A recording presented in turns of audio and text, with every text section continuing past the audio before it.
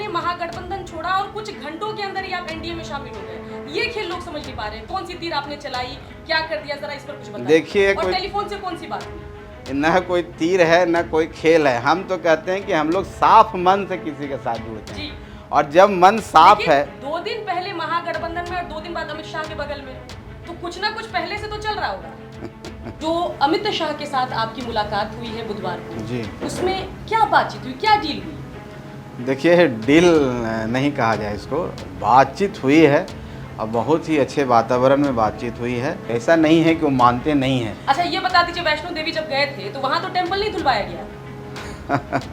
ये सब ये आरोप भी लगाया था जीतन राम मांझी जी ने। मैं गया तो भाई टेम्पल जीतन धुलवाया। राम मांझी जी के सामने तो कोई टेम्पल नहीं धोया गया था। अपने गांव में मंदिर बनवाने में सबसे बढ़ चढ़कर उन्होंने हिस्सा लिया। तो सब यज्ञ भी करवाते हैं, सब चीज करते हैं। लेकिन पंडित जो पूजा पाठ कराते इस बात से भी उनको किसी दिक्कत है। पंडित एज ए होल, अगर एक ब्राह्मण की बात वो नहीं कहें, कोई व्यक्ति को उन्होंने बोला कि ये व्यक्ति इस तरह के करते हैं, वैसे लोगों को मैं नहीं मानता हूँ। और इसको आप जैसे लोग चला दिए कि पूरा ब्राह्मण समाज का विरोध कर दिए, पूरा धर्म का विरोध कर दिए। जीतन राम मांझी किसी धर्म का विरोध नहीं किए। पूरा एपिसोड देखकर हम लोग जो कंक्लूड कर रहे हैं, ऐसा लग रहा है कि महागठबंधन वाले आपके एक गलत कदम का इंतजार कर रहे थे। एक मौका आप दीजिए और आपको महागठबंधन से निकाल कर बाहर फेंकिए, ऐसा लग रहा था। तो क्या हम लोग सही जज कर रहे हैं या कुछ आप इसमें जोड़ना चाहिए? भाई, आप तो अकेले ही सरकार बना लीजिएगा, इन लोगों की उपयोगिता नहीं है।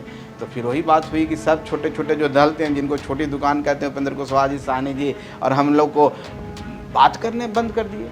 अब कोई व्यक्ति आपसे बात नहीं करे, उस गठबंधन में कैसे रहिएगा? उनका जो तेवर था वो अलग तरह के हो गया, तो हम लोग भी वहाँ से हटे। और हटने के बाद जब उनकी सरकार नहीं बनी, तो अफसोस भी जाहिर किया उन लोगों ने। भरे विधान परिषद में भी उनके नेता बोले कि ये शुक्र मनाइए आप लोग कि ये 2 आदमी बैठे हुए, इनके कारण आप सरकार में नहीं तो सरकार में नहीं था। हमने कहा तो ये तो आपकी गलती है ना। नमस्कार, स्वागत है आपका। आप देख रहे हैं बिहार तक। मैं हूं आपके साथ सुकन्या सिंह, और मेरे साथ बैठे हुए हैं नीतीश कैबिनेट में पूर्व मंत्री संतोष सुमन मांझी जी और पूर्व मुख्यमंत्री जीतन राम मांझी के बेटे संतोष सुमन जी। साथ ही हम पार्टी के राष्ट्रीय अध्यक्ष भी हैं। संतोष जी, स्वागत है आपका। जी, धन्यवाद।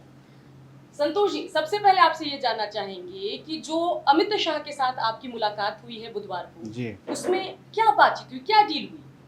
देखिए, डील नहीं कहा जाए इसको, बातचीत हुई है और बहुत ही अच्छे वातावरण में बातचीत हुई है। और हम लोग सब साथ मिल के काम करने की बात कहे हैं। और माननीय अमित शाह जी, जो भारत के गृह मंत्री हैं, उनसे बातों करने के बाद ये लगा कि जो हमारी पार्टी का, जिस एजेंडों पर हम पार्टी को गठन किए, जिन मुद्दों को लेकर, जिन इशूओं की लड़ाई लड़ रहे हैं, वो सार्थक यहाँ साबित होगा। उसके बाद हम सब मिल कर के साथ चलने की बात हुई, तो हमने यूनिलैटरली अपने हिसाब से एक सहमति जता दी। उनका कहना था कि हम लोग जब सब एक घटक दल सब एक हो जाएंगे, जब हमारी जो प्रयास चल रहा है कि सबको मिलने के बाद भी कर सकते हैं, लेकिन हम कह नहीं है, जब हम मिल चुके हैं, मन से मिले हैं, तो बाकी बातें जो सीट शेयरिंग होता है, कौन लड़ेगा, कहाँ लड़ेगा, वो बाद में होगा। हम आपके साथ चलने के लिए तैयार हैं और पूरे मन से तैयार हैं, इसलिए हमने अपनी सहमति जता दी। ठीक है। जब आप लोग महागठबंधन में थे तो आपके कई बयान मैंने सुने, जिसमें आपने कहा कि 5 सीट तो हमें चाहिए, नहीं कुछ तो कम से कम 3 सीट तो चाहिए।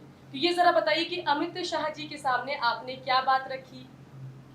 देखिए, 5 सीट की जो बात हमने कही थी, वो बात थी कि जब हम 2 यात्रा निकाले और यात्रा बहुत ही सक्सेसफुल रहा, और 2 प्रमंडलों में वहाँ पर हम ये बताए थे कि हमारी तैयारी बहुत अच्छी है 5 सीटों पर। हमारे कार्यकर्ता भी इतने तैयार हैं कि 5 सीट हमें मिलेगा तो हम चुनाव जीत के आएंगे, वो लोकसभा के सांसद के रूप में आ सकते हैं, निर्वाचित हो सकते हैं। हमारी तैयारी और भी सीटों पर चल रही है, और लोकसभा के समय आते आते हम अच्छी तैयारी बहुत सीटों पर एक टर्म करेंगे। आपने मांझी जी यूज किया था कि अगर इतनी सीट नहीं मिलेगी तो हमारे कार्यकर्ताओं का क्या होगा, वो हतोत्साहित हो जाएंगे। तो वो चीज अभी भी दिमाग में है या महागठबंधन से निकलने के बाद वो बात दिमाग से हट गई? देखिए, ये बात हमने नहीं बोला था कि हमारे कार्यकर्ता हतोत्साहित होंगे। हमने बोला था कि हमारे कार्यकर्ता चाहते हैं चुनाव लड़ना। अब व्यक्तिगत तौर पर अगर हमारी बात करते हैं, पार्टी की अगर बात करते हैं, तो पार्टी चाहेगी कि चुनाव लड़ना। लेकिन जब महागठबंधन के सब लोग बैठेंगे, वहाँ विचार होगा। उस विचार के बाद अगर ऐसी कोई बातें होंगी कि जहाँ पर हमको भी कुछ कुर्बानी देना, उनको भी कुर्बानी देनी है, तो हम निश्चित तौर पर कम सीट की बात भी कर सकते हैं। नहीं, उस समय की बात मैं आपको बता रहा हूँ। तो वो बात हुई थी। ये नहीं है कि हमने बोल दिया, किनके सामने बोला कि हमको 5 सीट चाहिए, तो ऐसी कोई बात नहीं है। और आज भी जब हम इनके साथ आए हैं, तो इनके साथ हम कोई सीटों पर अभी कोई बात नहीं किए हैं। हमारी डायरेक्ट बात हुई, उन मुद्दों पर बातें हुई, उन उसूलों पर बातें हुई जिनके लिए हम काम कर रहे हैं, उन गरीबों को आगे बढ़ाने के लिए हम काम करें, उन मुद्दों पर बात हुई। और वहाँ की सामाजिक, उनकी सामाजिक और राजनीतिक क्या उनकी अभी पकड़ है और किस कहाँ तक उठ पाए हैं, कहाँ पहुँच पाए हैं, उनके बारे में हम विस्तार से चर्चा किए और हमारी पार्टी क्या सोचती है उनको आगे बढ़ाने के लिए।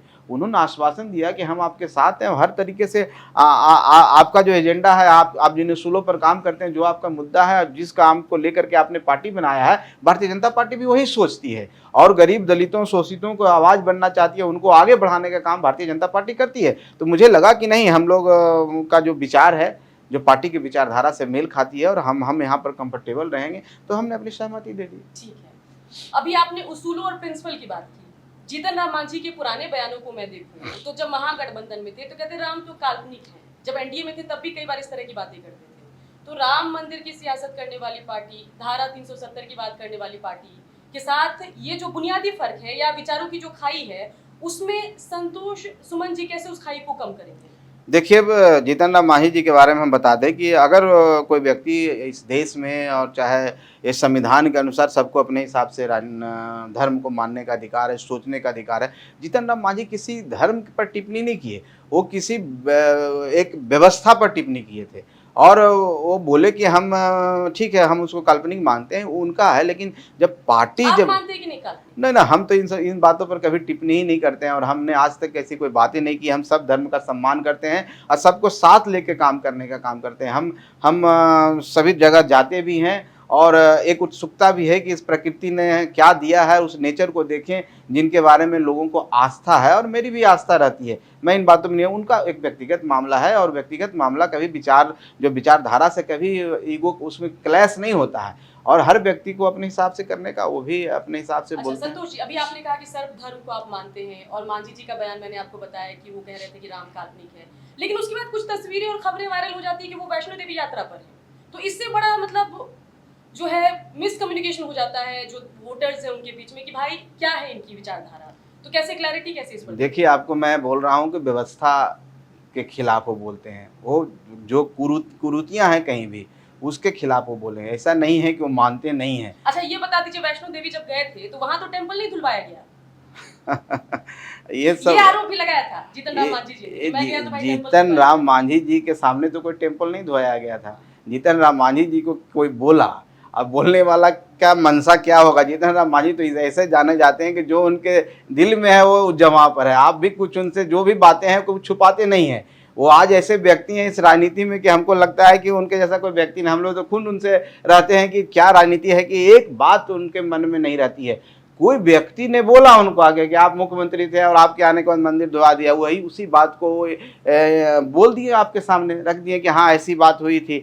लेकिन ऐसी कोई बात नहीं है। लेकिन उस बात को अब यूज कर रहे हैं महागठबंधन वाले, कह रहे हैं कि भाई ऐसे लोग जो मंदिर धुलवाते थे उनके साथ चले गए हैं जहाँ अपमान हुआ करता था। अब तो ये बताइए कि रामचरितमानस की बात करने वाले शिक्षा मंत्री को नीतीश कुमार जी नसीहत दे रहे हैं, उनकी पार्टी उनके खिलाफ बोल रही है, फिर भी तो साथ में है।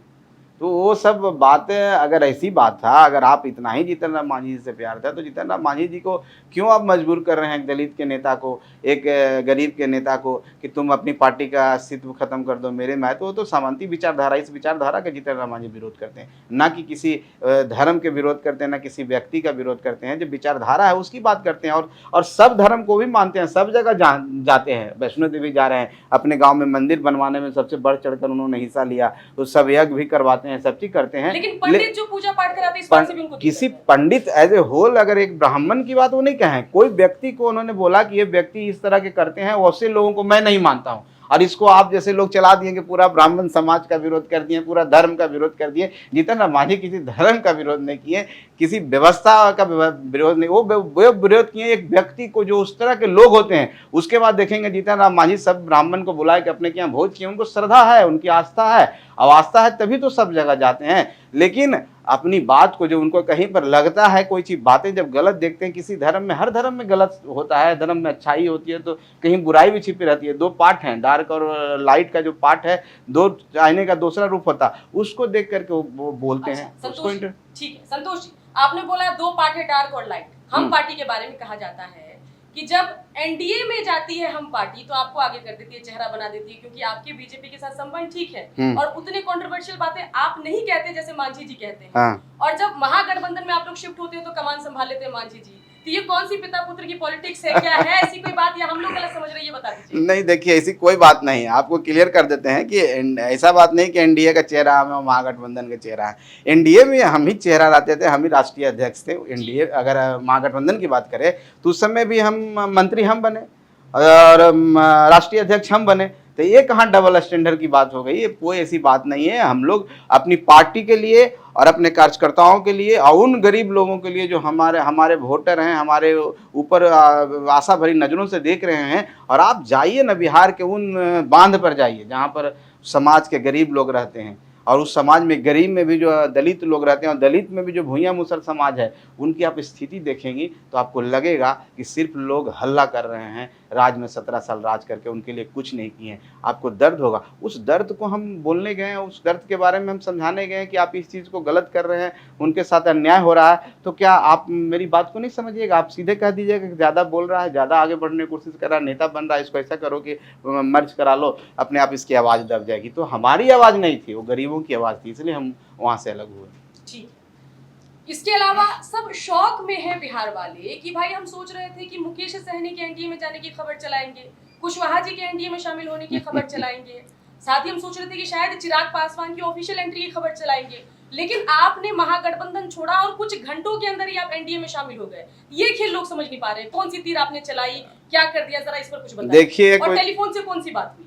न कोई तीर है न कोई खेल है, हम तो कहते हैं कि हम लोग साफ मन से किसी के साथ जुड़ते हैं, और जब मन साफ है। 2 दिन पहले महागठबंधन में और 2 दिन बाद अमित शाह के बगल में, तो कुछ ना कुछ पहले से तो चल रहा होगा। अच्छा एक चीज बताइए आप सुकन्या जी, आप इतने बड़े चैनल में हैं और मान लीजिए ऐसा ना हो और मैं इस बात को, कहीं पर कुछ ऐसी बातें होती है और आपको दुर्भाग्यपूर्ण हटना पड़ता है, चाहे कहाँ कहीं पहले भी थे, तो आप कहीं पर तो अपना भविष्य, अपना विकल्प और जिन मुद्दों को लेके आप चले हैं, राजनीति में है कि हम जिसके लड़ाई। नोटिस पीरियड होता है सर, नोटिस पीरियड जो जनरली कम से कम 1 महीने का तो होता है, वो नोटिस पीरियड भी आपने सर्व नहीं किया और 2 दिन के अंदर जो है फैसला ऑन द स्पॉट कर दिया। एक कोई नौकरी से रिजाइन करना है क्या? देखिए नोटिस पीरियड नहीं होता। हम बोले ना कि हम सच्चे मन के, हमारे जो संरक्षक हैं ना बहुत साफ दिल के हैं, और जब उनके दिल पर ठेस पहुंची कि जिनके लिए हम लड़ाई लड़ रहे हैं, जिनको हम इतना मानते हैं, जिनको हम गरीबों की मसीहा माना, जिन्होंने हमको मुख्यमंत्री बनने का मौका दिया, उनके पीछे अंधभक्त की तरह हर तरह की बातें बोलते हैं। जब कुछ बातें वो भी बोले हैं कि हम कसम खाते हैं, हम उनको भी बोले कि आप इस तरह की बातें हम लोग राजनीति में नहीं करते हैं। कभी कभी ऐसी बातें आएगी जहाँ पर आपको उनको छोड़ना पड़ सकता है, जो आप जिन मुद्दों को लेकर के आप साथ चल रहे हैं वहाँ पर आपको ईगो क्लैश हो सकता है, आपकी बात नहीं मानेंगे। तो हमने और जीतन राम मांझी जी ने तो कभी नहीं ये बात कहा। उनके तरफ से ऐसा हुआ कि वो बोले कि नहीं आप मेरे साथ हो जाओ, एक साथ हो जाओ, एक साथ आए हैं, ये हो जाओ, ये देंगे वो देंगे। मैंने सम्मान अपना बेच करके हम उनके साथ जाएं, ये हमको मंजूर नहीं था। और नोटिस पीरियड की जो आप बात करते हैं, जब हम लोग यहाँ आए तब तक हम लोगों को कोई पता नहीं था कि हमारी मुलाकातें होगी। हम यहाँ आने के बाद हमको पता चला, हम लोगों को बोला गया, हम लोग की बातें हुई। उसके बाद मुलाकात होने के बाद हम लोग नहीं जान रहे थे कि वहाँ जाकर के हम इस तरह की बातें करेंगे। सारी बातों पर 45 मिनट जो बात हुई, 45 मिनट में बहुत सारी बातें होती हैं, सब बातों पर विस्तार पूर्वक चर्चा हुआ। और सब बात के एश्योरेंस के बाद हमें लगा कि हम लोग को झूठ मूठ का फिर डायलेमा में नहीं रखना है, हम अपने तरफ से बोल देते हैं। उनका कहना था कि हम लोग बाद में कर लेंगे और सब जब एक साथ हो जाएंगे और भी घटक दल जो आने वाले हैं उनके साथ बैठ करके एक दिन हम लोग पटना में अनाउंसमेंट करेंगे। लेकिन हम कहेंगे नहीं, जब हम अब बात हमारी जब हो गई तो हम जाकर अपने तरफ से बोल देते हैं कि मेरी सहमति है। बीजेपी चाह रही थी कि आप मामले को थोड़ा गुप्त रखें, ऑफिशियल नहीं नहीं, गुप्त रखने की बात नहीं थी। अगर वो कह देते कि हम आज नहीं करेंगे नहीं करें, लेकिन उनकी तरफ ये थी कि आपके ऊपर है कि आप चाहें तो बाद में भी कर सकते हैं। हम कि नहीं, जब हम एक साथ हो गए और पार्टी के जो वरिष्ठ नेता हैं, राष्ट्रीय अध्यक्ष हैं, चाहे आदरणीय गृह मंत्री जी हैं, सब साथ में, तो बात तो होनी है। स्टेट स्तर पर भी हमारे अच्छे रिश्ते हैं, सबसे बात होगी, बाद में उनसे भी बात करेंगे, बैठ के बात करेंगे, सब बात की सहमति होगी। हमें लगा कि नहीं, हमको इनके साथ चलना है, यहीं पर हमारे कार्यकर्ताओं के लिए सही रहेगा, हमारे पार्टी के लिए सही रहेगा और राज्य के लिए भी सही रहेगा, तो हम तुरंत सहमति दे दी। ठीक, संतोष जी, जीतन राम मांझी के सियासत को बड़े गौर से हम लोगों ने देखा, सबने देखा, जो न्यू जर्नलिस्ट हैं 2014 से लगातार देख रहे हैं। जी। कॉमन मिनिमम प्रोग्राम ऐसा मुद्दा है जिसको लेकर वो बहुत रिजिड रहते हैं कि भाई ये तो चाहिए हमें, तो बीजेपी के साथ कॉमन मिनिमम प्रोग्राम क्या सेट हुआ है या नहीं, क्योंकि यही हल्ला आप महागठबंधन में आप लोग कर रहे थे और जब वहां बन गया तो आप इधर आ गए हैं। देखिए, तो कुछ कॉमन मिनिमम प्रोग्राम बना है, कुछ बातें ऐसी तय हुई कि भाई इसके आसपास ही जो है गठबंधन हम रहेगा? लोग तो एनडीए में थे तो ही बात करते थे, और महागठबंधन में देखिए हम लोग बोले तो बोलने के बाद वहाँ पर उन्होंने शुरुआत किया, अच्छी बात है शुरुआत किया, और लेकिन कारण तो कोई और है हम लोग को हटने का, और लेकिन यहाँ पर भी आए हैं तो इतनी देर हम बात की तो सारी बातों पर चर्चा हुई, और आप आने वाला समय में देखेंगे वो भी बातें पूरी होगी, और सबके मिल करके ही कॉमन मिनिमम प्रोग्राम के तहत ही गठबंधन होता है, और वो गठबंधन जब यहाँ होगा तो एक लड़ाई लड़ने के लिए, बड़ी लड़ाई लड़ने की जनता के हित में है, तो निश्चित तौर पर अंडरस्टैंडिंग होती है, और अंडरस्टैंडिंग जब हम लोगों के बीच में हो गई है तो आने वाले जितने भी घटक दल होंगे जो समय पर आपको नजर आएंगे, सबके बीच में इस तरह का अंडरस्टैंडिंग होगी, तभी कोई गठबंधन चलता है। चलिए संतोष जी, कुछ दिन पहले चलते हैं जब आपने नीतीश कैबिनेट से मंत्री पद से इस्तीफा दिया जी। खबर थी कि आपने इस्तीफा दिया और माना जा रहा था कि नीतीश तेजस्वी आपको मना लेंगे, बात खत्म हो जाएगी। उसके बाद क्या हुआ ये बताइए, क्यों इस्तीफा देना पड़ा पहले ये बता दीजिए, क्योंकि पहले लगातार मैं हम पार्टी के संपर्क में थी और हम लोगों तक जो जानकारी आ रही थी कहा जा रहा था कि अब नौकरशाह से वहां पर जो है रेड टेपिज्म से, ब्यूरोक्रेसी से थोड़े से आप परेशान है, खुल के आपको काम नहीं करने दिया जा रहा है। उस समय महागठबंधन से आउट होने की बात नहीं थी, तो क्या मुख्य मुद्दा था जिस वजह से आपने जो है इस्तीफा दिया? देखिए, मुद्दे तो हमने आपको बताया कि 2-3 तरह के, एक तो थी कि हमारी पार्टी की बढ़ती हुई लोकप्रियता, और जिस हिसाब से हम अपना कार्यक्रम चलाना शुरू किए, जनता के बीच में जाना शुरू किए, जनता के मुद्दों को उठाना शुरू किए, और जब हम वहाँ जाते थे तो हमारे पास बंडल बोरा भर करके आवेदन मिलते थे गरीबों का, जो आशा विश्वास के साथ हमको वो देते थे। समझिए कि कोई गरीब, आपको एक बात मैं बताता हूँ सुकन्या जी, बहुत ही एक मार्मिक कहानी है। जब हम गया के मानपुर के आसपास इलाके में थे और एक जगह मेरा कार्यक्रम हो रहा था, हमारे कार्यकर्ता वहाँ भी मंच लगाए हुए थे, महिलाएं आई, और वो महिलाएं उस समाज से थी, वो मुस्लिम समाज से थी, और बुर्के में थी, और मेरे पास आकर के एक सादा कागज दे दी।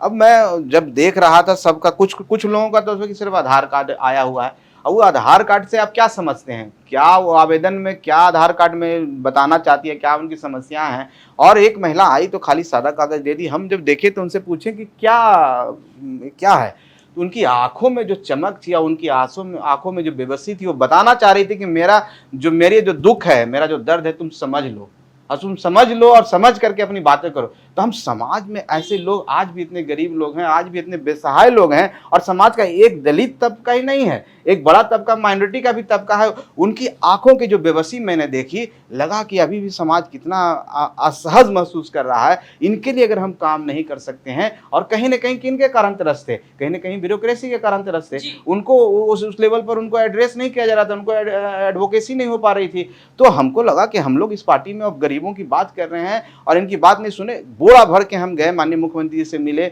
और भी नेताओं से मिले, सबसे कहें कि समस्याएं कीजिए, लेकिन उनके तरफ से उस तरह की बातें ना, ये तो हम ब्यूरोक्रेसी पर सवाल उठाएं। बहुत सारे ब्यूरोक्रेसी पर हमारे नेता हैं, जीतन राम मांझी खुल के बोलने वाले हैं, तो माननीय मुख्यमंत्री जी के समक्ष वो बातें रखें।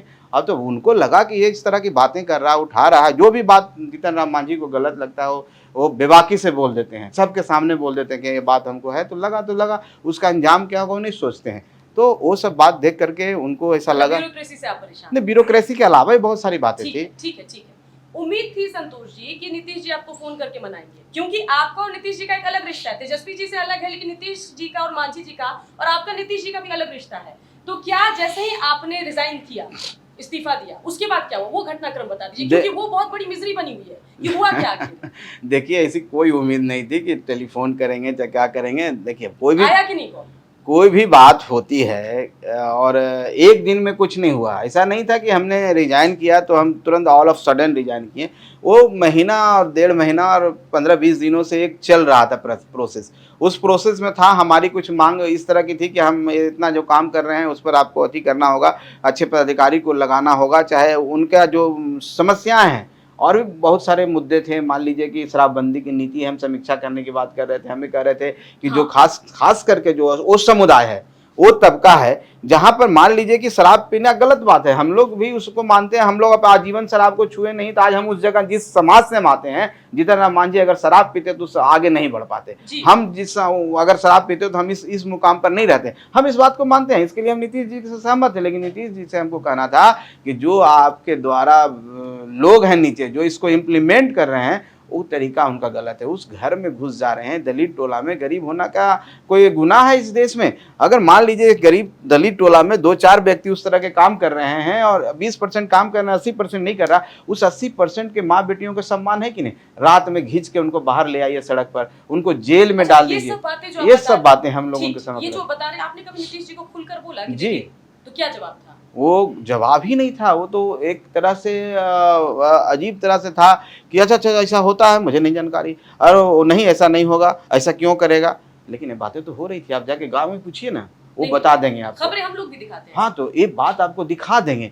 और जब ये बातें, यही सब बात हम बोल रहे थे और ज़्यादा बोलने लगे तो उनको लगा कि हम नेता बन रहा है, अब इसको मिनिमाइज करो, मार्जिनलाइज करो, इसको ऐसा करो कि शांत हो जाए। तो एक ऑफर दिया गया, और ऑफर भी ल्यूरिकेटिव्स होता है, बहुत तरह की बातें होती है। वो बात आपको नहीं हम बता सकते हैं मीडिया से, चैनल में। तो बात तो हमको स्वीकार नहीं था, स्वीकार इस शर्त पर नहीं था कि भाई हम अपनी पार्टी को तो कम से कम खत्म नहीं करेंगे। और उनको लग रहा था कि इन लोग सेट कर लिया है भारतीय जनता पार्टी से, इसलिए इतना अकड़ दिखा रहा, लेकिन ऐसी कोई बात नहीं थी। उनको ऐसा लगता, तभी तो बोले कि खुफिया है, चाहे जासूस है, कोई बोल रहा है छोटी दुकान है, कोई बोल रहा है कि उसकी हैसियत का है। तो ये सब बात करके और हमने रिजाइन दिया, और रिजाइन करने के बाद हम पूरे मन से और पूरे डिटरमाइंड होकर रिजाइन किए थे कि अगर फ़ोन भी आएगा, ऐसी कोई बातें होंगी तो हम उस पर विचार नहीं करेंगे, और हम लोग अपने बातों पर कायम रखें। चलिए, वो जो आरोप आप पे लगा है उस पर मैं सवाल पूछूंगी, लेकिन ये बताइए कि फोन आया कि नहीं, यस या नो?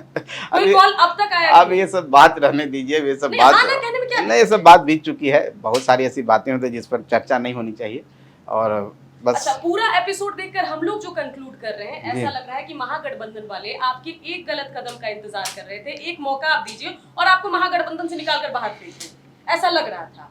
तो क्या हम लोग सही जज कर रहे हैं, या कुछ आप इसमें जोड़ना चाहेंगे? नहीं, आप लोग देखिए, हम उस महागठबंधन का भी एपिसोड बताते हैं जब हम लोग महागठबंधन के साथ लोकसभा का चुनाव पिछला लड़े थे। और हाँ, पूरे मुस्तैदी से, पूरे निष्ठा के साथ महागठबंधन के साथ हैं। आदरणीय लालू प्रसाद यादव जी ने हम लोग को बोला, और हम लोग उसमें गठबंधन में गए। 3 सीट मिली हमको, लेकिन 3 सीट पर उनके जो कार्यकर्ता थे और उनके जो नेता थे, कहीं ना कहीं एक काम करने की कोशिश की है कि हम लोगों को शिकस्त खानी पड़े। और हम लोग वहाँ कम से कम वहाँ बहुत मजबूत थे, मगध में। वहाँ पर ऐसा हम लोग के साथ किया गया कि हम लोग को नुकसान सहना पड़ा। उसके बाद भी कोई नहीं, चुनाव में ये सब होते जाते रहते हैं। लेकिन कोई व्यक्ति बता दिया, जब कोई उनको बता दिया होगा तेजस्वी यादव जी को, लालू जी को, कि भाई आप तो अकेले ही सरकार बना लीजिएगा, इन लोगों की उपयोगिता नहीं है। तो फिर वही बात हुई कि सब छोटे छोटे जो दल थे, जिनको छोटी दुकान कहते हैं, उपेंद्र कुशवाहा जी, साहनी जी, और हम लोग को बात करने बंद कर दिए। अब कोई व्यक्ति आपसे बात नहीं करे, उस गठबंधन में कैसे रहिएगा? उनका जो तेवर था वो अलग तरह के हो गया।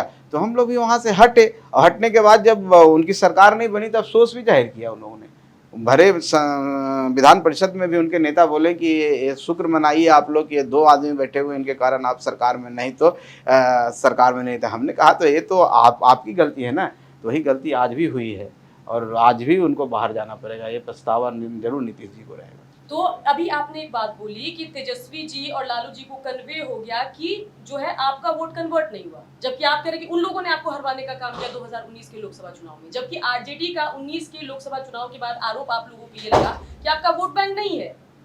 उनका वोट तो आप में शिफ्ट हुआ, लेकिन आपका कोई वोट बैंक ही नहीं है, वो शिफ्ट भी नहीं हुआ। इसलिए एक भी सीट आरजेडी को नहीं मिली, एक बस कांग्रेस को मिली, और ना आपका खाता खुला ना आरजेडी वालों का खाता खुला। तो वोट बैंक नहीं होने का जो आरोप लगाया 2019 के बाद तेजस्वी और आरजेडी ने, उस पर क्या कहेंगे? अब तेजस्वी यादव जी को मैं इतना ही कहना चाहता हूं कि अगर मेरा वोट बैंक नहीं था तो आपका भी वोट बैंक नहीं है।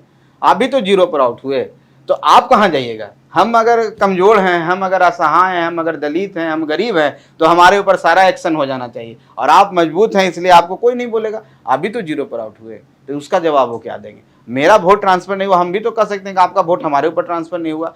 तो अगर आप उस मंशा से नहीं थे, अगर आपका कमिटमेंट गलत था, तो दूसरे को कहेंगे कि उनका वोट ट्रांसफर। एक्चुअली हुआ क्या कि गया में हम लोग इतनी संख्या होने के बाद भी हम चुनाव हार जाते हैं। इसका कारण है कि वो वोट ट्रांसफर नहीं, वो सब जानता है। बूथ वाइज जाके आकलन कर लें कि वो वोट कितना ट्रांसफर हुआ, और अगर उनमें इतनी क्षमता थी तो भी जीत जाते। तो जैसा मेरा हाल वैसा मेरा हाल, तो दोनों चलनी और सूप की बात है। एक दूसरे को क्यों दूसरे हो? तुम भी मानो ना, आपको रिजाइन कर देना चाहिए था। इस तरह के बेबुनियाद बात है। एक आरोप आप पे लगा, नीतीश कुमार ने लगाया कि जीतन राम मांझी जी इधर की बात उधर कर रहे थे, उधर की बात इधर कर रहे थे। मतलब बीजेपी की बात आके जो है आप लोग नीतीश जी को बताते थे और नीतीश जी की बात सारी उधर बता देते थे बीजेपी वालों को। इसलिए 23 जून वाली मीटिंग से भी आप लोग को दूर रखा गया ताकि खुलकर जो है विपक्षी दल अगर कोई रणनीति बनाते हैं तो बीच में बीजेपी की जो खबरी है वो ना रहे। खबरी कहा कुल मिला के, मुखबिर कहा आप लोगों को, इस पर क्या जवाब देंगे? अच्छा आप ये बताइए, आप इतने प्रेस्टीज नहीं अमित तो शाह जी से तो मिल रहे थे ना मांझी जी, मुलाकात तो नहीं, वो देखिए गलत, वो भी गलत आरोप है। अगर भारत रत्न दिलाने के लिए हम लोग को आइकॉन, हम लोग के भगवान स्वर्गीय दशरथ मांझी जी को भारत रत्न मिलवाने के लिए हम प्रधान महामहिम राष्ट्रपति महोदया से मिले और उसके बाद हमने प्रधानमंत्री जी से समय मांगा। प्रधानमंत्री जी के ऑफिस से वो समय फिक्स हुआ कि आप गृह मंत्री जी से मिलिए, गृह मंत्री जी का एजेंडा है। वहां जाने के बाद अब गृह मंत्री जी से न मिलने गए थे, अमित शाह जी से मिलने थोड़े गए थे। आप उसको गलत तरीके से चला देते हैं। आपके नेता अभी हरबंस राय जी बैठे हुए हैं, वो क्या खबरी का काम नहीं कर रहे हैं? वो भी तो एक सेतु का काम कर रहे हैं, उसको कोई नहीं बोलता है क्योंकि वो मजबूत हैं। गरीब आदमी को सब बोल सकता है, मजबूत को तो कोई बोल नहीं सकता। तो वो बातें देखिए बेबुनियाद बातें हैं, तरह तरह की बातें हैं कि इस तरह की बातें हुई, ऐसी कोई बात नहीं थी। और हम लोग की जो बात हुई है राजनीतिक तौर पर, वो कल माने हम लोग जो अमित शाह जी से मिले हैं तभी बात हुई, उससे पहले कोई बात नहीं हुई। अगर सब बात सीख रहा था तो हम लोग कल एक कह सकते थे कि हम इतने सीटों पर लड़ेंगे, हम ये करना है, ये करना, ऐसी कोई बात नहीं थी। अब बातें होगी, अब दौर चालू होगा, तब तो बातें सामने आएगी सारा चीज। ठीक है, ये बताइए कि महागठबंधन में दम घुट रहा था कि नहीं? निश्चित तौर पर जो एक्शन उनका है, जो काम करते हैं, मेरा ही नहीं घुट रहा है। आपको बता देते हैं कि माननीय नीतीश कुमार जी का भी घुट रहा है। पलटी मारेंगे? आप पलटी का तो उनका अपना है भाई, उनके बारे में क्या। लेकिन एक बात का आपको बताते हैं, आप लोग भी गौर किए होंगे, जब गठबंधन चेंज हुआ, जब एनडीए से वो महागठबंधन में आए, तो आप देखे होंगे कि उनका जो बॉडी लैंग्वेज है चेंज हो गया। चेंज हुआ कि नहीं? सडन चेंज हो गया। तब इसका क्या मतलब है? कहीं से अंदर से प्रेशराइज हैं, विचलित हैं और वो बातें कह नहीं पा रहे हैं जो बात होना है। उनका बातों में भी, जैसे कि पहले नीतीश कुमार जी को हम लोग जानते हैं कि बहुत गंभीर रहते थे, आप लोग से भी बात नहीं करते थे। अब तो आपसे बात करने के लिए 2 मिनट में आ जाते हैं और तरह ऐसी ऐसी बातें बोल देते हैं जो उस स्तर के व्यक्ति को नहीं बोलना चाहिए। इसका मतलब है कि वो उनका भी दम घुट रहा है। आने वाला समय हम लोग गुलदस्ता लेके खड़े हैं, आइए स्वागत है। वेलकम करिएगा। एनडीए में अगर उनकी घर वापसी हुई तो स्वागत में सबसे आगे खड़े रहेंगे संतोष? निश्चित तौर पर हम लोग एनडीए के चाहते हैं कि और बढ़े, लेकिन वो तो डिसाइड करना है भारतीय जनता पार्टी को, मेरा विषय नहीं है। लेकिन अगर उनके तरफ से हाँ होगा, वो आएंगे तो हम तो स्वागत करेंगे, हम तो उनके साथ हैं और उनकी मन है कि उनको लें। लेकिन हमको नहीं लगता कि इस तरह की कोई बातें हैं। नीतीश कुमार जी बहुत आगे जा चुके हैं और राजनीति जितना उनको करना था वो कर चुके हैं। वो राजनीति के अंतिम दौर में है। अब उनका फायदा लेने के लिए कुछ लोग लगा हुआ है और वो कुछ लोग उनको बर्बाद कर देगा। उनके सारे शुभचिंतक को धीरे धीरे उनके पास से हटा रहा है। एकदम सच बात मैं बोल रहा हूँ और कोई सी इस सवाल पर आएंगे। लेकिन आपने बोला कि नीतीश जी पलटी भी मार सकते हैं, उनका एक बैकग्राउंड भी रहा है पलटी मारने का। लेकिन बिहार की सियासत पर जो गौर करते हैं, कहते हैं कि कड़ी प्रतिस्पर्धा चल रही है जीतन राम मांझी और नीतीश कुमार जी में कि किसने ज्यादा पलटी मारी है। इस पर क्या कहिएगा? देखिए ऐसी कोई बात नहीं है। अंत में विजेता कौन होगा पलटी मारने में? आप आगे जाएंगे या फिर नीतीश जी जाएंगे? पूरे देश जानता है, अब सब किन नामों से जाना जाता है, सब बोलते हैं। जिनके साथ बैठे हुए वो भी बोलते हैं और उनको बैठा के बोलते हैं कि अरे 12-15 साल पहले उस समय क्या था, हमने ऐसा किया। अब उनको बैठा के अभी से बोल रहे हैं, तब उनको समझना चाहिए कि क्या मामला है। इसलिए देखिए ये तो सहमात का खेल है, एक दूसरे को पटकनी देने के लिए दोनों लड़े। वो देख रहे हैं उस चेयर पर कि कब खाली करे कि हम चलाएं, ये लड़ रहे हैं कि हम तो खाली करेंगे नहीं। अब जो दौर था नीतीश कुमार जी का, हम समझते हैं कि अब ख़त्म हो चुका है। 17 साल और 20 साल बहुत बड़ा समय होता है। एक नयापन आना चाहिए। नयापन आने से ही लोग जो नई ऊर्जा के साथ, नए लोग हैं जो नए वोटर्स हैं, उनमें नयापन देख के ही वोट देंगे। आने वाला समय में जनता जवाब देगी। ठीक है, 2020 के बाद से हमने देखा कि नीतीश जी और जीतन राम मांझी जी या जेडीयू और हम का रिश्ता बहुत अच्छा है। हाँ, जेडीयू के कोटे से ही आपको सीट भी मिली, जेडीयू के रास्ते से आप एनडीए में आए।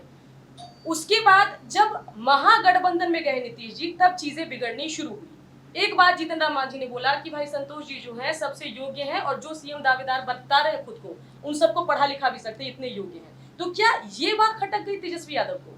अब देखिए इस बात को तो आपको पूछनी चाहिए उनसे, लेकिन मैं एक चीज को मानता हूँ, ये जो संविधान है, लोकतंत्र है और इसमें सीएम कोई बनता है वो जनता के आशीर्वाद से बनता है। कोई इंटेलेक्ट कितना है कि नहीं, कोई पढ़ा लिखा व्यक्ति का, मेरी बात सुन लीजिए, मैं कहना चाहता हूं कि इसमें कोई कंपटीशन नहीं होता है, कोई रिटन टेस्ट नहीं है, कोई इंटरव्यू नहीं होता है कि कौन योग्य है नहीं है। जिसको जनता मालिक है, जो जनता जिसको चाह लेगी वो बन जाएगा। और बाकी अलग बात है कि चाह होना, पिता का एक उद्गार है, हर पिता चाहता है कि मेरा बेटा वहाँ पर जाए। आप भी हैं तो आप भी चाहेंगे कि हमारे बच्चे, चाहे आपके जो जानने वाले परिवार है वो जाएंगे, वो आगे रहें, सब आदमी मन से।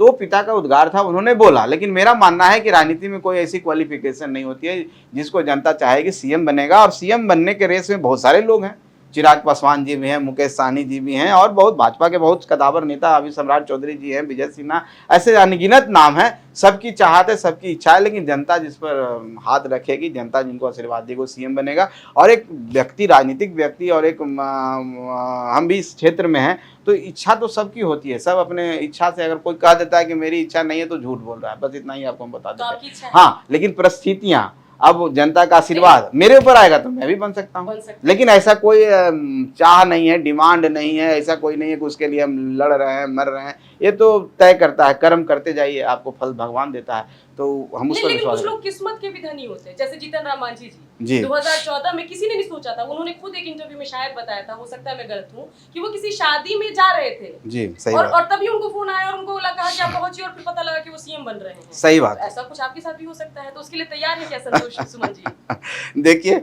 इस बातों पर मैं नहीं सोचता हूँ। वो तो जो होना है, नियति को मंजूर जो होगा होगा ही, उसको आप इग्नोर नहीं कर सकते हैं। कोई व्यक्ति ये नहीं कर सकता आज हम हैं तो कल क्या रहेंगे और कहाँ जाएंगे। लेकिन अपना कर्म करना चाहिए, मेहनत करना चाहिए, और जिस उसूल के साथ सामाजिक क्षेत्र में आप आए हैं और जिसके लिए आए उस पर काम करना चाहिए, पूरे कमिटमेंट के साथ करना चाहिए, सिंसियरिटी होनी चाहिए, उसमें आपको डिविएशन नहीं होना चाहिए। ये चक्कर में नहीं रहिए कि जहाँ फायदा उधर चले जाइए। हाँ, काम कीजिए, उनके लिए काम करें, कोई कुर्बानी देना हो तो कुर्बानी देना चाहिए। और संतोष मांझी को लगता कि व्यक्तिगत तौर पर मुझे मंत्री बन के रहना है तो मैं रह सकता था, मेरा टर्म भी वो देने के लिए तैयार थे, विधान परिषद का मंत्री भी बनाने के लिए तैयार थे, और सब बातों पर तैयार थे। लेकिन मुझे लगा कि एक संतोष मांझी का भला हो जाएगा।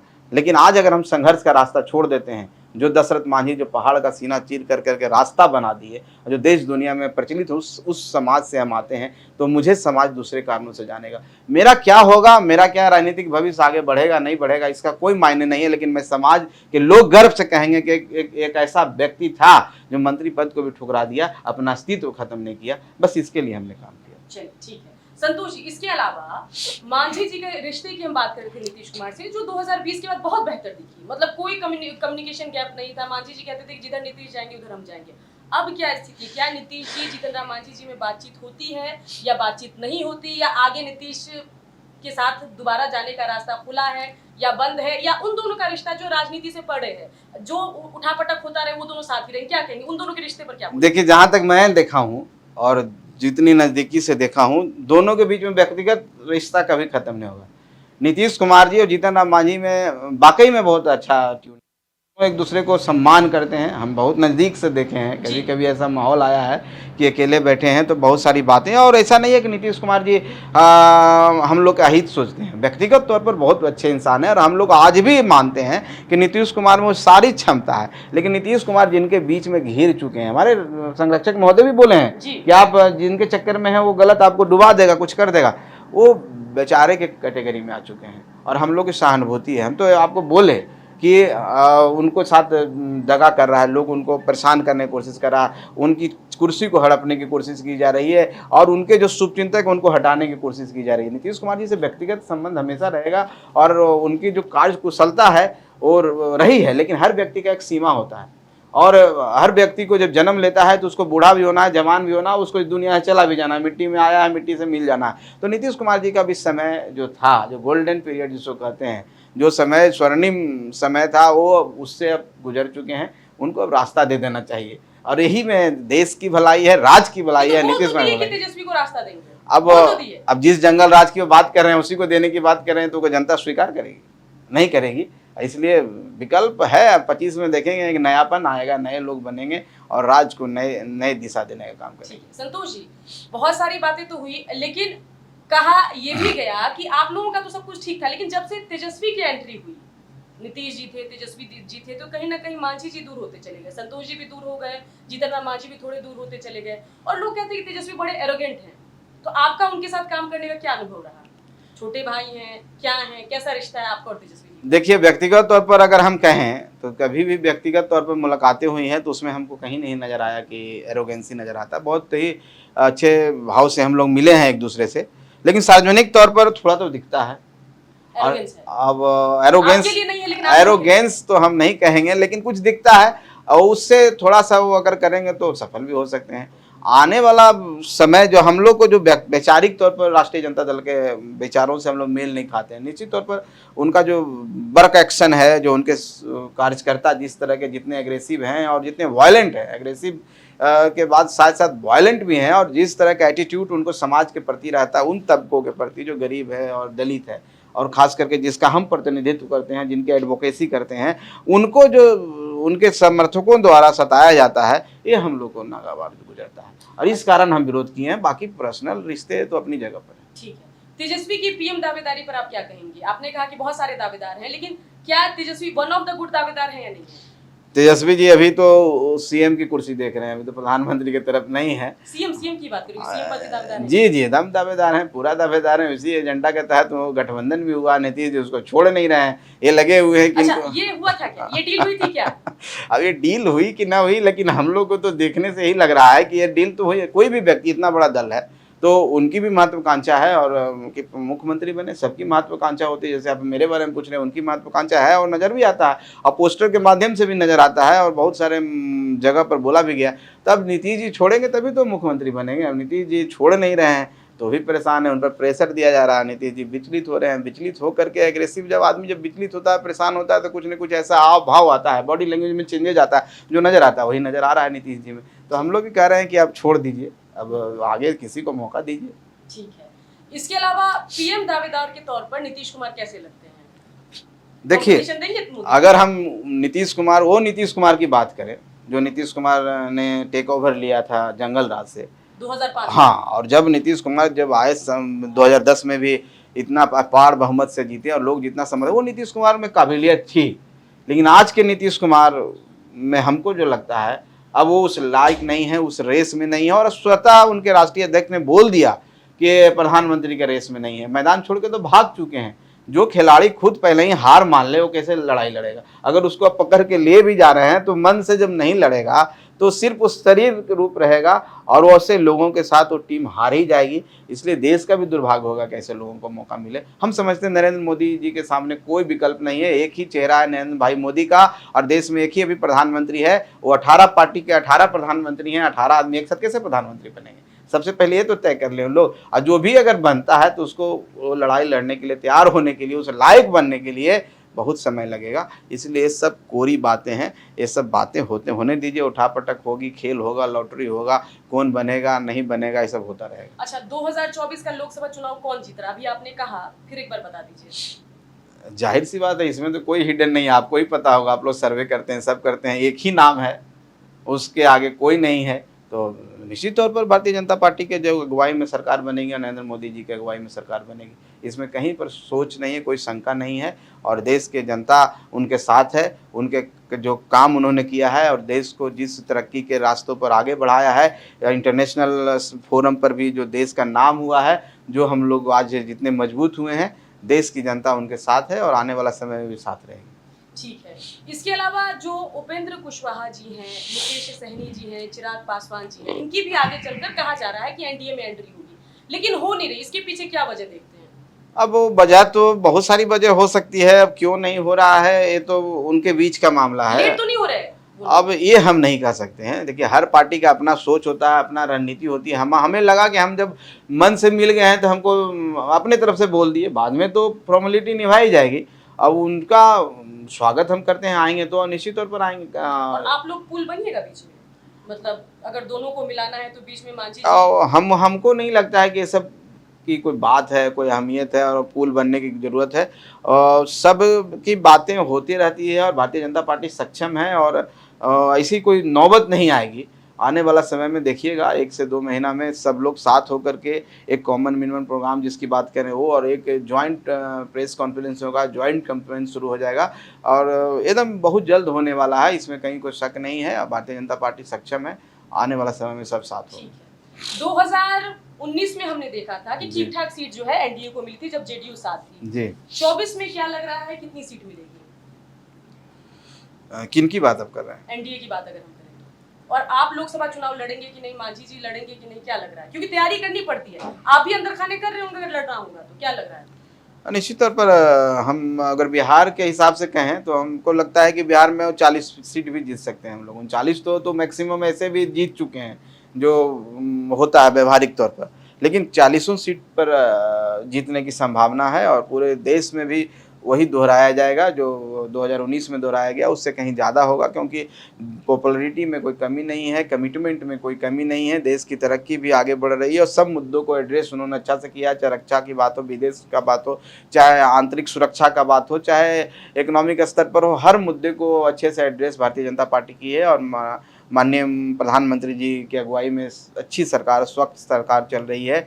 तो हम समझते हैं कि जनता के पास कोई दूसरा है ही नहीं, और दूसरा जो तैयारी कर रहा है विकल्प बनने की, वो अभी तो टॉस और लॉटरी में फंसा हुआ है। तो क्या तैयारी करेगा? जो मैदान छोड़ के भाग जा रहा है, जो अपने एजेंडा पहले सौदेबाजी कर रहा है कि मेरी बात करो, ये बात करो तो हम आएंगे मीटिंग में, वो पार्टी नहीं रहेगी तब मीटिंग में आएंगे। ऐसे लोग, डरे हुए लोग, सहमे हुए लोग, सौदेबाज लोग, जिनके अंदर कोई लालच है, वैसे लोग क्या मुकाबला करेंगे? देश की जनता देख रही है। तो देश की जनता जब मान रही है, समझ रही है, देख रही है, तो हम समझते हैं कि और बहुमत हमको मिलने वाला है, अपार बहुमत मिलने वाला है, जो मिल चुका है उससे भी ज्यादा हम मिले। ठीक है। इसके अलावा अगर जो अभी पीएम दावेदार दिखाई दे रहे हैं, नीतीश कुमार तो मना कर रहे हैं कि मैं दावेदार नहीं हूं, लेकिन अगर सभी जो दिखते हैं कैंडिडेट, उनमें सबसे योग्य कौन ऐसा फेस अगर विपक्ष डिक्लेयर करता है तो मुकाबला इंटरेस्टिंग हो सकता है 24 का? मेरी समझ से तो कोई नहीं है, अभी तो कोई विकल्प ही नहीं है इस देश में। अगर विकल्प होता तो आज तक नजर आ जाता, अभी तो ढूंढ फिर रहे भी हैं। बेस्ट कौन है? फिर भी जो दिख रहा है उसमें क्या लगता है कि इसको बना देना चाहिए? बेस्ट दो नहीं होता, एक ही होता है। बेस्ट तो नहीं, नहीं, उधर से तो एनडीए की तरफ से तो मोदी जी हैं, इधर से कोई लग रहा है? इधर से तो एक रहेंगे नहीं, 18 रहेंगे, तो बेस्ट किसको बोले? वो देखेंगे कि कौन कौन आते हैं। एक तो रहना नहीं, एक रहे तब ना बोलें कि हाँ उनमें से बेस्ट है। लेकिन आप मान लीजिए मेरी बात को, आज ऑन रिकॉर्ड में बोल रहा हूँ कि ये 18 के 18 प्रधानमंत्री के दावेदार हैं, कोई एक नहीं होने वाला, इसलिए बेस्ट होने का सब वर्ष हैं। बिल्कुल। इसके अलावा आखिरी सवाल आपसे रत्नेश सदा जी को लेकर मैं पूछूंगी, लेकिन उससे पहले एक सवाल कि कल की जो मीटिंग होने वाली है उस पर 3 लाइन आप बोल दीजिए, 3-4 लाइन जो भी आपको ठीक लगे। देखिए, कल की मीटिंग के बारे में हम इतना ही कहेंगे कि अगर आप देश का भविष्य की बात करते हैं, देश को आगे बढ़ाने की बात करते हैं, और जनता जिन मुद्दों को लेकर के जो आशीर्वाद आपको रीजन स्तर पर, स्टेट स्तर पर मिला है, वो जनता के साथ धोखा नहीं करें। और कोई भी गठबंधन अगर आप किसी के सामने खड़े होने की बात करते हो तो सच्चे मन से होना चाहिए, कोई कमिटमेंट होनी चाहिए, कोई बार्गेन नहीं होनी चाहिए। इस तरह से कर करके आप देश का जो ढांचा है, जो फेडरल ढांचा है और जो डेमोक्रेटिक सेटअप है जिसके लिए हम लोग जाने जाते हैं, उसकी जो खूबसूरती है उसके साथ आप खिलवाड़ कर रहे हैं। कृपया सुधर जाइए और देश की तरक्की में अपना योगदान दीजिए, यही हम कहना चाहते हैं। रत्नेश सदा जी के रूप में जो जेडीयू है वो क्लेम कर रही है, या महागठबंधन क्लेम कर रहा है कि हमें जो है आपकी महादलित वोट बैंक का रिप्लेसमेंट मिल गया। और रत्नेश सदा जी ने भी शपथ ग्रहण के बाद कहा कि ये लोग तो अपने स्वार्थ के लिए इधर से उधर पलटी मारते हैं, इन्होंने क्या किया महादलित वोट बैंक के लिए? तो उनको आप कैसे जवाब देंगे? देखिए, रत्नेश सदा जी का स्वागत है और मेरी शुभकामना है कि उनको मौका मिला है। और हर व्यक्ति राजनीति में रहता है तो चाह होती है और इच्छा भी होती है, और मैं तो उनको ही कहूँगा कि आप एक अहम पद मिला है आपको, उस पद को आप जस्टिफाई कीजिए। और आपको कहीं लगता है कि मेरे द्वारा कोई काम छूट गया, हम उन दलितों शोषितों को आगे नहीं बढ़ा सकें, तो अगर आपके माध्यम से भी आगे बढ़ता है तो आपका हम स्वागत करेंगे और आपके साथ हम खड़े हैं। आप भी उस समाज से आते हैं। लेकिन इतना ही कहेंगे कि रत्नेश सदा जी, मौका मिला है, एक चुनौती है और चुनौती का सामना रो के नहीं किया जाता। आप ऐसे प्रिटेंड कर रहे हैं कि हम असहाय थे, गरीब थे, मेरा कोई नहीं जानने वाला था। रिक्शा चलाने का, रिक्शा करने का तो बैकग्राउंड तो है। और ऑन रिकॉर्ड नीतीश कुमार जी वो तो ऑन रिकॉर्ड बोलेंगे हम रिक्शा नहीं चलाते हैं। देखिए वो अलग बात है, वो चल गरीब घर से, देखिए जिस समाज से वो आते हैं ना, वो समाज का पहला ही व्यक्ति ग्रेजुएट मेरे पिताजी हैं। जिस समाज से आते हैं पहला पीएचडी मैं हूँ। तब उस समाज की कल्पना कर लीजिए, और समाज कितना सहमा हुआ है, कितना डरा हुआ है कि उनको लगा कि क्या मिल गया। एक जवाबदेही मिली है ना, एक जिम्मेवारी मिली है, तो चुनौतियों का सामना करेंगे, हज का सामना करेंगे। नेता है कि नहीं रत्नेश सदा? अब इस पर मैं टिप्पणी नहीं करता हूँ, नेता बन जाए, मेरी शुभकामना है। मैं तो चाहता हूँ अगर मेरा रिप्लेसमेंट आनंद फानंद से चुना गया, आप देखे होंगे मैं जिस दिन रिजाइन किया उसी दिन उनको बुलाया गया, राज्यपाल महोदय नहीं थे वहाँ, इसलिए नहीं शपथ हुआ। आप दूसरे को क्यों नहीं रिप्लेस किया? कांग्रेस से भी कुछ लोग लेने वाले थे, जनता दल से, राष्ट्रीय जनता दल से लेने वाले थे, और सब लोग भी रिप्लेस हुए थे उनके जगह पर। ये क्यों खोजा गया? ये हड़बड़ाहट क्यों? एक कहीं ना कहीं दर्शाता है कि नेता कौन है। नेता का रिप्लेसमेंट कोई नहीं कर सकता। लेकिन व्यक्तिगत तौर पर मैं रत्नेश सदा जी को मैं कुछ नहीं कर रहा। मैं यही कहना चाहता हूँ कि जो आपने हाव भाव दिखाया, अब तेजस्वी यादव जी आपसे उम्र में बड़े हैं और आप उनका पैर छू रहे हैं, समाज को आप क्या मैसेज दे रहे हैं?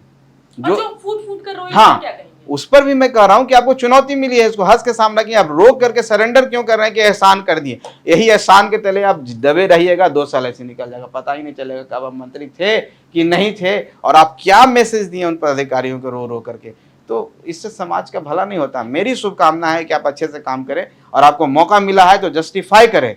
अगर मेरे कारण से किसी समाज के और एक लोगों को मौका मिला है तो मेरे लिए खुशी की बात है, मेरे लिए गर्व की बात है। मेरे में इतनी क्षमता है कि मैं लड़ करके कहीं भी रहूंगा तो मुझे लोग जानेंगे। आज आप सबका प्यार है, आप सबका आशीर्वाद है, आप सबका सहयोग है कि मुझे सब लोग देख रहा है, जान रहा है, तो मेरे लिए तो अच्छी बात है। नीतीश कुमार जी को मैं धन्यवाद देता हूं कि आपने मुझे ऐसा किया तो मुझे एक एक्सपोजर मिला। मुझे, मैं पहले कोई नहीं मुझे जान रहा था, जान रहा। तो मेरी बात छोड़ करके कि मैंने क्या किया, मैं मुझसे बड़ा बन जाऊं, मुझसे बड़ा बन जाइए ना। मैं कहाँ आपसे कंपटीशन कर रहा हूँ, प्रतिस्पर्धा आपके साथ मेरा नहीं है। आप मुझसे कर रहे हैं तो मुझे आप बड़ा बना रहे हैं। तो अपना काम कीजिए, मत रोइए, समाज के बीच में जाइए, समाज का विश्वास जीतिए। आपके साथ समाज हो जाएगा तो आप नेता हो जाइएगा। अगर मेरे साथ रहेगा तो मेरा इसमें कोई कंपटीशन नहीं है। संतोष जी, जो डमी बनने से मांझी जी ने हमेशा इनकार किया, वो बन नहीं पाए। डमी वाले जो वो था ढांचा था, उसमें मांझी जी कभी फिट नहीं हुए। सीएम रहते हुए भी, सहयोगी रहते हुए भी, महागठबंधन में रहते हुए भी, एनडीए में रहते हुए भी। लेकिन लग रहा है कि इनको मौका देकर के नीतीश कुमार ने रत्नेश सदा जी को इतना दबा दिया है कि वो हमेशा कृतज्ञ बने रहेंगे। यहाँ तक कह दिया कि नीतीश जी जो है भगवान की तरह मेरे इष्ट के रूप में है। अब आप यही सोच लीजिए ना, सरकार भगवान नहीं ना चला रहा है, सरकार तो किसी के कैपेबिलिटी पर चलती है। और आप पहले ही अपना सर्वस्व सरेंडर कर दिए हैं। जब आप सर्वस्व सरेंडर कर दिए तो आपकी योग्यता तो खत्म हो चुकी है, आप तो भगवान बना ही चुके हैं। तो भगवान को पूजा किया जाता है, भगवान के पूजा करते रहिए, मंदिर के घंटी बजाते रहिए, जनता आपको पूछेगी। अच्छा, सिर्फ जो है मंत्री बनाने पर वो इतना फूट फूट कर रहे हैं, लेकिन आपके पिताजी को, हम सबके प्यारे जीतन राम मांझी जी को सीएम बना दिया, लेकिन वो इस तरीके से नहीं दिखे कभी। देखिए, जीतन राम मांझी जी कहे ना कि उस समाज से आते हैं, दशरथ मांझी जी के समाज से आते हैं। दशरथ मांझी जी अकेले जब छेनी हथौड़ी लेकर के काट दिए, मुख्यमंत्री से मिलने गए, लालू जी नहीं मिल रहे तो उनका दीवार तोड़ने में लग गए कि इसको बाउंड्री तोड़ देंगे। उस पूर्वज के आप हैं और आप उस रो रहे हैं। आपको तो कोशिश करेगा। देखिए, समाज की इस तरह की संरचना है, चाहे प्रकृति की देन है कि जब छोटा कमजोर व्यक्ति को बड़ा व्यक्ति, चाहे कमजोर, जैसे जंगल में जानवर रहते हैं, इकोसिस्टम की बात करते हैं, वहां पर ये तो आहार की प्रक्रिया है कि एक दूसरे को खा जाता है, खत्म कर देता है। तो उससे आपको बच निकलना है, उसमें आपको खड़ा रहना है और समाज को आपको मैसेज देना चाहिए कि हम स्ट्रांग हैं। हम अगर संतोष मांझी का सब्स्टिट्यूट बने हैं, जीतन राम मांझी के सामने खड़े हैं, सब्स्टिट्यूट बने हैं, तो हम उस तरह से लड़ेंगे, ना कि पहले ही आप सरेंडर कर जाइए, रोने लगिए। तेजस्वी यादव जी आपकी उम्र में छोटे हैं, उनको पैर छू के प्रणाम करने लगिए, जहाँ जाइए उसको पैर छू के प्रणाम करने लगे। काम कीजिए ना, रोने से थोड़े होता, ये दर्शाने से थोड़े होता। जनता तो आपको मौका दिया है सरकार ने, उस मौके को भुनाने का काम कीजिए, बाकी ये सब बातें कुछ नहीं। चलिए, तो बड़े आराम से सारे सवालों का जवाब देने के लिए संतोष जी आपका बहुत बहुत शुक्रिया। और दर्शकों से गुजारिश है कि इंटरव्यू बहुत खास रहा, देखिए इसको। और जो अगर आपको भी संतोष जी की बातचीत पसंद आई तो इसको आगे शेयर भी कीजिए। बिहार तक के सभी दर्शकों का बहुत बहुत शुक्रिया और संतोष जी धन्यवाद, आपको भी बहुत धन्यवाद।